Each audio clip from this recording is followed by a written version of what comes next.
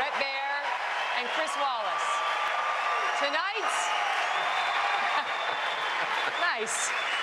Tonight, thousands of people here in the queue, along with millions of voters at home, will get their very first chance to see the candidates face off in a debate.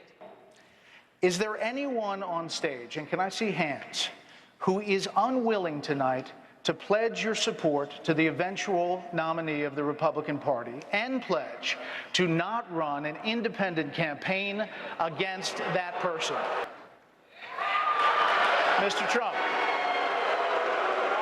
So, Mr. Trump, to be clear, you're standing on a Republican primary debate. I fully understand. But, and I am discussing it with everybody, but I'm, talking about a lot of leverage. We want to win, and we will win. But I want to win as the Republican. I want to run as the Republican nominee. So tonight you can't say if another one of these... This is what's wrong. I mean, okay. This is what's wrong.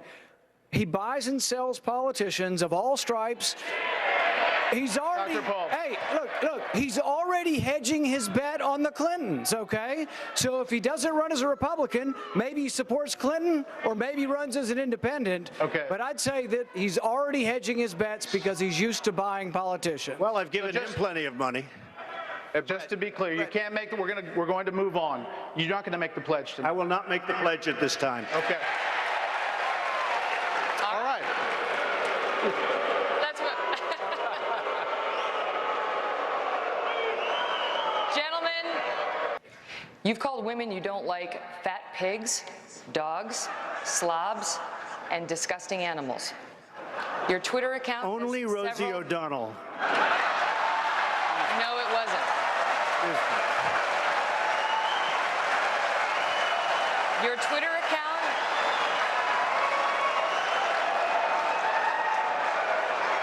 Thank you. For the record, it was well beyond Rosie O'Donnell. Yes, I'm sure it was. Your Twitter account has several disparaging comments about women's looks. You once told a contestant on Celebrity Apprentice it would be a pretty picture to see her on her knees. Does that sound to you like the temperament of a man we should elect as president? And how will you answer the charge from Hillary Clinton, who is likely to be the Democratic nominee, that you are part of the war on women? I think the big problem this country has is being politically correct. I've been challenged by so many people, and I don't frankly have time for total political correctness. And to be honest with you, this country doesn't have time either. This country is in big trouble. We don't win anymore. We lose to China. We lose to Mexico, both in trade and at the border. We lose to everybody. And frankly, what I say, and oftentimes it's fun, it's kidding, we have a good time, what I say is what I say.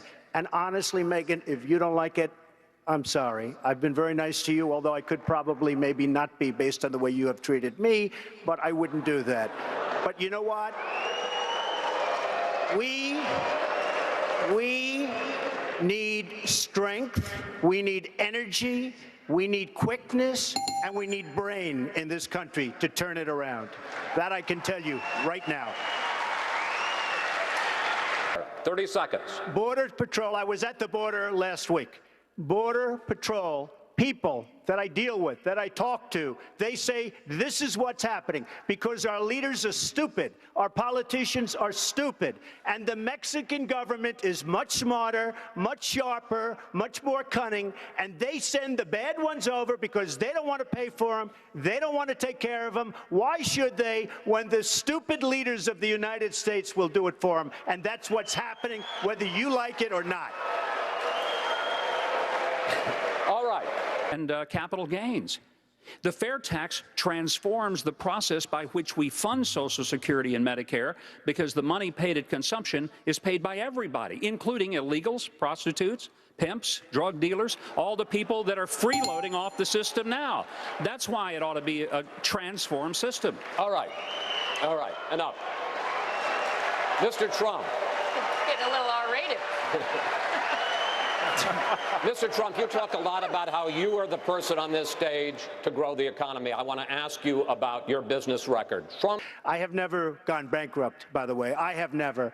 But out of hundreds of deals, but sir, excuse me, that's your line. But your companies have gone bankrupt. Out of what am I saying? The job I did. Again, Chris, hundreds and hundreds of deals. 4 times I've taken advantage of the laws, and frankly, so has everybody else in my position. Well, sir, let's just talk about the latest example, which is Trump Entertainment Resorts, which went bankrupt in 2009. In that case alone, lenders to your company lost over $1 billion, and more than 1,100 people were laid off. Well, is that the way that you run the country? Let me just tell you about the lenders. First of all, these lenders aren't babies. These are total killers. These are not the nice, sweet little people that you think, okay? You know, I mean, you're living in a world of the make-believe, Chris. You want to know the truth. Every company virtually in Atlantic City went bankrupt. Every company. And let me just tell you, I had the good sense, and I've gotten a lot of credit in the financial pages. 7 years ago, I left Atlantic City before it totally cratered, and I made a lot of money in Atlantic City, and I'm very proud of it. I want to tell you that. Very, very proud of it. And by the way, this country right now owes $19 trillion, and they need somebody like me to straighten out that mess. Senator Rubio. Even in this campaign, your critics say you often sound more like a Democrat than a Republican, calling several of your opponents on this stage things like clowns and puppets. When did you actually become a Republican?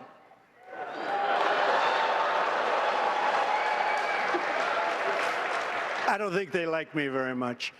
I'll tell you what, I've evolved on many issues over the years, and you know who else has is Ronald Reagan evolved on many issues. And I am pro-life, and if you look at the question, I was in business, they asked me a question as to pro-life or choice, and I said, if you let it run, that I hate the concept of abortion. I hate the concept of abortion.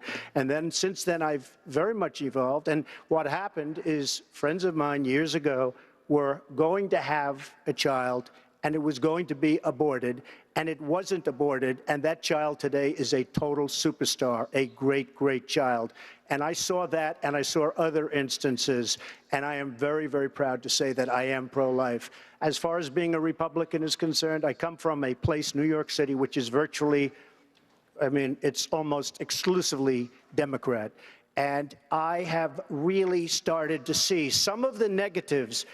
As an example, and I have a lot of liking for this man, but the last number of months of his brother's administration were a catastrophe, and unfortunately, those few months gave us President Obama, and you can't be happy about that.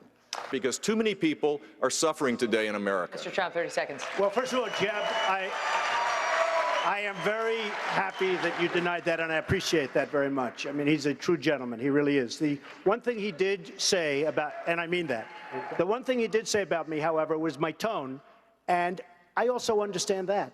But when you have people that are cutting Christians' heads off, when you have a world at the border and at so many places that it's medieval times, we've never, it's almost got to be as bad as it ever was in terms of the violence and the horror. We don't have time for tone. We have to go out and get the job done.